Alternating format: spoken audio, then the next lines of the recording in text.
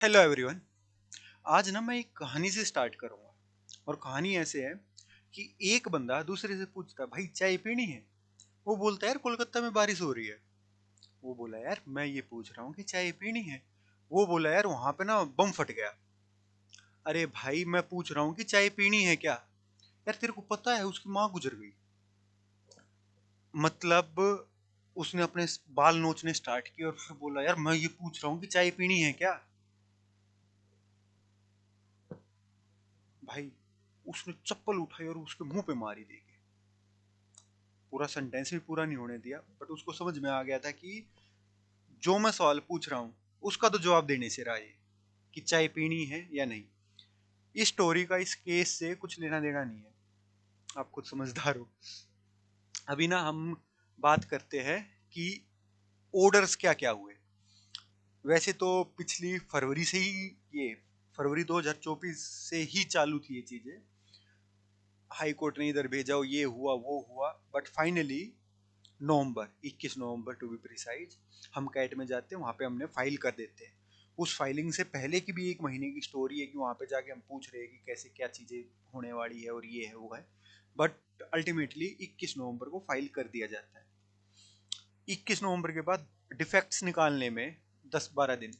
फिर डिफेक्ट्स निकलता है कि इसमें ये पार्टी नहीं बना रखी। फिर डिफेक्ट्स निकलता है कि एनटीए तो यहाँ पे पार्टी है ही नहीं। फिर XYZ करके फाइनली डायरी नंबर पर एक होता है आपका एप्लीकेशन नंबर, जैसे ओए नंबर, मतलब केस रजिस्टर्ड हो चुका उस टाइप से। और एक होता है डायरी नंबर पे सुनवाई होती है 20 तारीख को, 20 दिसंबर 2024 को।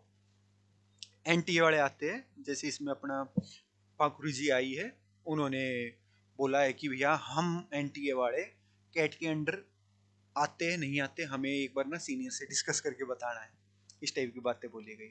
जजी ने भी ये बोला कि भैया एनटीए तो नहीं आती।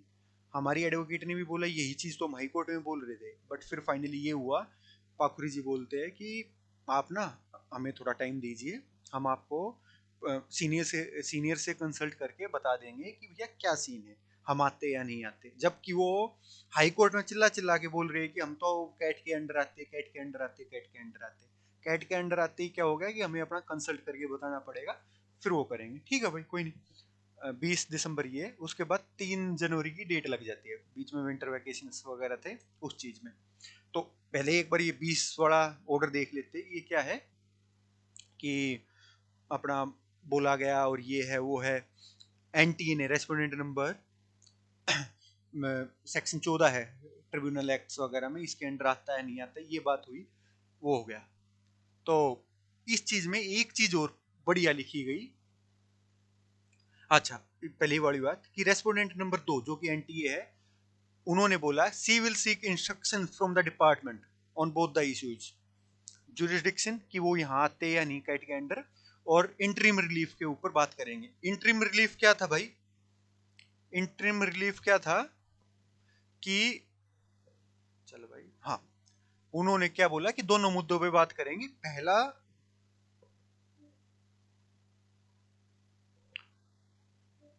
पहला कि भैया हम यहाँ पे आते या नहीं आते, जुरिस्डिक्शन।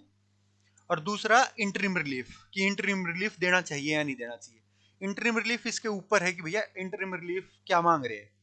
उन्होंने बोला कि भैया इंटरिम रिलीफ चाहिए क्योंकि जो फर्स्ट बेंच ऑफ अपॉइंटी है वो ट्रेनिंग के लिए जा रहा है 13 जनवरी 2025 को। और इसलिए अर्जेंसी इस मैटर में, तो हमें इंटरिम रिलीफ चाहिए और आप हमें इंटरिम रिलीफ दो। तो इसी चीज पे बोला गया कि भैया हमें इंटरिम रिलीफ के ऊपर और जुरिडिक्शन के ऊपर टाइम लेते हैं, 10 दिन का टाइम दे दो, हम अपना बात कर लेंगे। इसके बाद डेट लग जाती है भाई अपना 3 जनवरी की। अब 3 जनवरी को और मजा आएगा। 3 जनवरी को क्या हुआ? 3 जनवरी को इन्होंने मान लिया कि भैया हम, चलो हाई कोर्ट ने भी बोला और हमने हाई कोर्ट में भी बोला था, हम यहीं पे आते हैं कैट में, आप हमारे ऊपर फैसला कर लो। ये चीजें बोली गई। और उस पे पूरी डिस्कशन होते होते होते होते होते होते इंटरिम रिलीफ मिल गया। इंटरिम रिलीफ क्या मिला कि भैया स्टे लग जाए, मतलब ये प्रोसेस आगे ना बढ़े, जहाँ पे है उसी पोजीशन पे आगे। इसमें पैरा नंबर 7 आई थिंक, उसमें बोला है कि हाँ, कि अपना क्रेडिबिलिटीज वगैरह को लेके काफी सारी वो चीजें हैं, और आगे जाके इस पे पंगे ना हो, थर्ड पार्टी राइट्स वगैरह क्रिएट ना हो, इसलिए इस पे स्टे लगा देते भैया। ये यहाँ पे अपना स्टे का 9th वाले उस पे भैया कि स्टे लगा देते फर्दर रिक्रूटमेंट प्रोसेस पे अपना, ठीक है। और इसी चीज पे बोला गया है कि भैया उन्होंने ना 10 दिन का रिप्लाई मांगा है, 10 दिन का टाइम मांगा है एनटीए वालों ने, कि हम रिप्लाई फाइल कर देते हैं कि क्या क्या चीजें हुई है, क्योंकि हमारे जो एडवोकेट है उन्होंने उनके ऊपर आरोप लगाए। वैसे तो हमारे पास 10-12 आरोप की अच्छी अच्छी लिस्ट है, पिछली वीडियो में मैंने दिखाया भी था। मजे की बात क्या है कि हम तीसरे पे भी नहीं पहुंचे थे, उससे पहले हमें स्टे मिल गया था। स्टे मिल गया था, हमें बोलने की जरूरत ही नहीं पड़े, बोले कि मेरे 22 जनवरी की अगली डेट है, उसी पे अपना मेरिट्स के ऊपर डिस्कशन होगा, आपको जो 10 दिन में रिप्लाई फाइल कर दो, और फिर आगे जो भी काउंटर रिप्लाई और ये वो 22 तारीख को फाइनल हियरिंग हो जाएगी। अभी 3 तारीख को ये डिसीजन आ चुका है, ठीक। 10 दिन का टाइम मांग भी लिया गया है। पिछले वाले जजमेंट में जो 20 तारीख वाला था, उसमें आपको अभी भी मैंने नोट भी करवाया था कि उसमें साफ साफ बोला गया है कि 13 जनवरी को पहला बैच अपॉइंटी का जाने वाला ट्रेनिंग के लिए, इसलिए हमें इंटरिम रिलीफ चाहिए। ये वाली चीज हो गई, नोमा वाला पॉइंट ये हो गया। अभी इसी चीज पे आगे पढ़ लेना भाई, आपको मिल जाएगा ये। इसी चीज पे 3 तारीख को स्टे लगा है, बट जो हमारा इंस्टीट्यूट है महान, वो 12 तारीख को नोटिस निकालता है कि चीजों को होल्ड पे लगा दिया जाता है। भैया होल्ड पे लगा दो आप, अभी क्या करोगे, अपना 13 तारीख से ट्रेनिंग चालू हो, 12 को होल्ड पे लगाते हैं हम, ठीक है। अभी मजे की बात यह है कि जहां कैट में हमें 2 महीने लग गए अपना केस लिस्ट करवाते करवाते सुनवाई तक आने पर, अगले ही दिन इनका केस आ जाता है सुनवाई पर।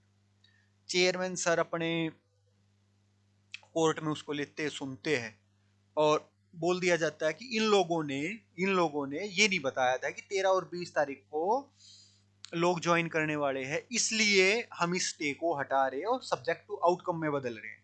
ये भाई अगर डिटेल में एक एक लाइन पढ़ूंगा टाइम लगेगा, बट चीजें यही है कि इन्होंने बताया नहीं था, इस वजह से ना थोड़ा सा दिक्कत हो रही थी, ये हो रही थी, इस वजह से ये है वो है, फिर कि लोग सड़क पे बैठे, ये हो रखा वो हो रखा, ये चीजें हुई, ठीक है भाई, सब्जेक्ट टू आउटकम हो गया, चलो कोई नहीं।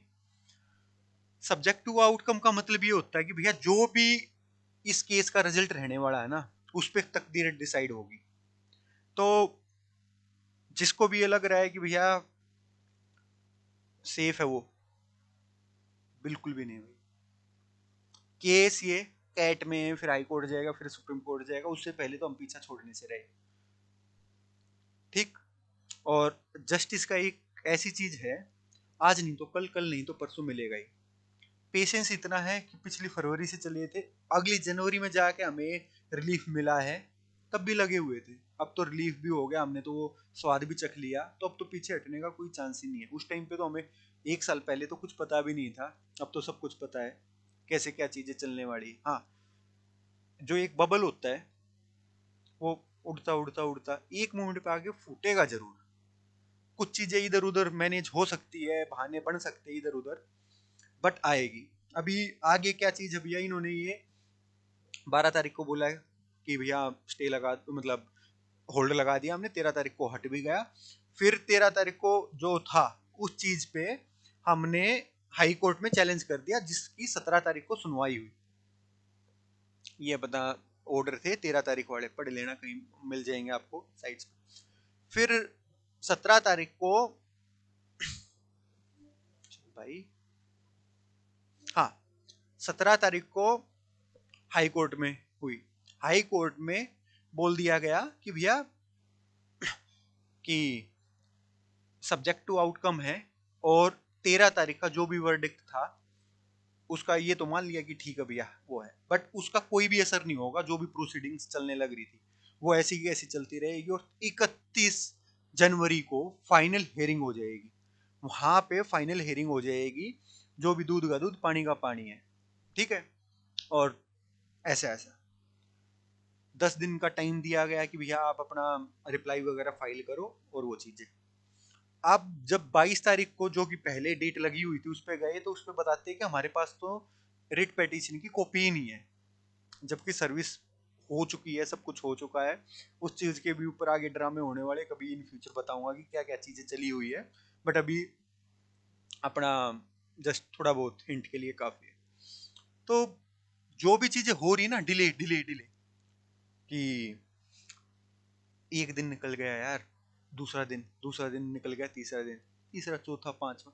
भैया पेशेंस, ठीक है, हमारा पेशेंस जवाब नहीं देने वाला, ना इसमें आज तक दिया ना आगे देने वाला।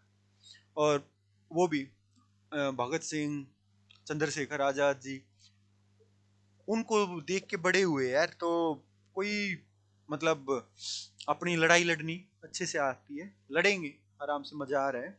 अभी फाइनल स्टेज ये है कि 31 तारीख को हियरिंग होने वाली है। 31 तारीख कैट की हियरिंग होने वाली है, और हमें अच्छे से पता है कि वहां पे क्या चीजें कैसे आने वाली है आगे, बहाने और इधर उधर। अब मजे की बात यह है कि जब 3 जनवरी को एनटीए ने खुद अपना टाइम मांगा था कि हमें 10 दिन दे दो, हमें रिप्लाई फाइल करना है, आज तक रिप्लाई फाइल नहीं हुआ है, आज तक। आज मैं जो ये वीडियो रिकॉर्ड कर रहा हूँ 24 जनवरी की बात है, 20 दिन हो गए, 21 दिन इनफैक्ट, और कोर्ट के सिलसिले में वो वाला दिन भी ऐड होता है, तो 22 दिन। आज तक रिप्लाई फाइल नहीं हुआ। क्या रिप्लाई फाइल करेंगे भाई, हमें भी देखना है। और ऐसा ही कुछ होता तो पिछले 1 साल से कुछ भी रिएक्शन नहीं आया। हाँ ये चीज है, कभी हाई कोर्ट में कि सर हम यहाँ अंडर नहीं आते, हम हाई कोर्ट के अंडर नहीं आते, हम कैट में जाएंगे। कैट में बात हुई, वहां पे दो सुनवाई में ही स्टे मिल गया, रिजल्ट आ गया, तो दूसरे बहाने चालू कि ये हो रखा है, वो हो रखा है, सर ये पॉइंट मिस कर गए थे, वो पॉइंट मिस कर गए थे, इतने लूप होल जिसकी हद नहीं। चलो ठीक है भाई, चीजें इधर उधर होती है, मैनेज भी होती है, सब कुछ है, अच्छा सिस्टम ये। मेरा इंडिया महान। मैं यार ये चीजें ना इतना बोलना चाहता हूँ, मेरा इंडिया महान, मेरा इंडिया महान, पर पता नहीं कुछ ना गले में खराश सी होने लगती है कि क्या सच में। जब आप ना सिस्टम से निकलते हो ना, जब ये आपको सिस्टम की पहचान होती है। एक कोट है बहुत अच्छा कि आप ना अपनी मर्जी से कुछ करना स्टार्ट नहीं करते, कुछ भी। आप ना सिस्टम आपको इतना परेशान कर देता, आप फ्रस्ट्रेट हो गए, कुछ करना स्टार्ट करते हो, उस चीज को बदलने की तैयारी करते हो। और फिर अब यहाँ पे है, आपके पास ना दो रास्ते होते हैं, या तो पॉजिटिव चल पड़ो या नेगेटिव चल पड़ो। अगर आपकी अब और आप पर्सनैलिटी वो क्या है उस पे होता है कि आप अब चेंज तो करना, आपका रिबेलियन नेचर तो आ गया, अब आपको उस चीज पे आगे कैसे जाना है। वो है आपकी अपब्रिंगिंग, आपकी एटीट्यूड, आपकी पर्सनैलिटी कैसी है। अगर आपको उस चीज से प्यार है ना, अगर आपको अपने देश से प्यार है इन दिस केस, तो आप उसको ना पॉजिटिव वे में चेंज करना चाहोगे। नहीं तो भाई काफी अच्छे अच्छे केस है, हमारा पड़ोसी मुल्क ही रहा तो चीजें बिगड़ने में भी टाइम नहीं लगता। बट ठीक है यार, वो उस वाले उस पे नहीं जाते डायमेंशंस पे। बट यही है कि ये जर्नी है, एनटीए के खिलाफ है, एक सिस्टम के खिलाफ है। हमें खुद पता है, इतने समझदार हम भी है, ऐसे ही स्पेद नहीं करवा रखी कि खून पसीना एक करना पड़ेगा, तब जाके इंसाफ मिलेगा, ऐसे तो नहीं झुकने वाले। और भीख हम भी नहीं मांग रहे कि हम कि सर जो इंसाफ दे दो, लड़ाई करेंगे, यही एटीट्यूड है, आगे बढ़ना है, बात खत्म। हाँ, सुप्रीम कोर्ट हायर अथॉरिटी है, उससे हाईएस्ट अथॉरिटी कोई है भी नहीं, वहां तक के लिए तैयार है भाई। अब हाँ, एक चीज और बोलना चाह रहा हूँ, कोई लोग सुन रहे होंगे दूसरी तरफ वाले, उनके लिए, भाई अपनी तैयारी मत छोड़ना। ये चीज तो कंफर्म है कि ये केस हम जीतने वाले हैं। और फिर ये ना हो कि रास्ते पे आ जाओ और फिर ये हो कि भाई अब क्या करें। अगर आप में कैलिबर हो यहाँ, नहीं तो कहीं और, कहीं और नहीं तो कहीं और, अपनी मंजिल को पा ही लोगे। अदरवाइज आप खुद समझदार हो भाई। हाँ, तो छोटा है जो भी, 10-15-20 मिनट की बनी होगी, हल्का फुल्का अपडेट्स देनी थी। और मेन चीज जो बड़ी वाली होगी, जब एनटीए वगैरह जब अपना रिप्लाई दे देंगे ना, तब दे लेंगे, जब अपना आराम से बना लेंगे। हाँ ठीक है, मतलब कुछ चीजें आपको आभास होता है कि क्या होने वाला है, वो है। इसलिए मैं बार बार बोल रहा हूँ कि सुप्रीम कोर्ट तो जाना ही पड़ेगा। चलो ठीक है, मिलते हैं आराम से, मजा आएगा। तो यही चीज है भाई। अभी हाँ, एक चीज और, कोर्ट नंबर 4 में केस चलने लग रहा है, नॉर्मल। एकदम कोर्ट नंबर 1 में आ गया, चेयरमैन सर अपने आप सुनने लग रहे। तो मेरा कहानी से कुछ लेना देना नहीं है भाई, जो स्टार्टिंग में सुनाई थी। समझदारों के लिए कुछ चीजें हिंट्स छोड़ के जा रहा हूँ, आप खुद समझदार हो, और एक दिन फूटेगा जरूर।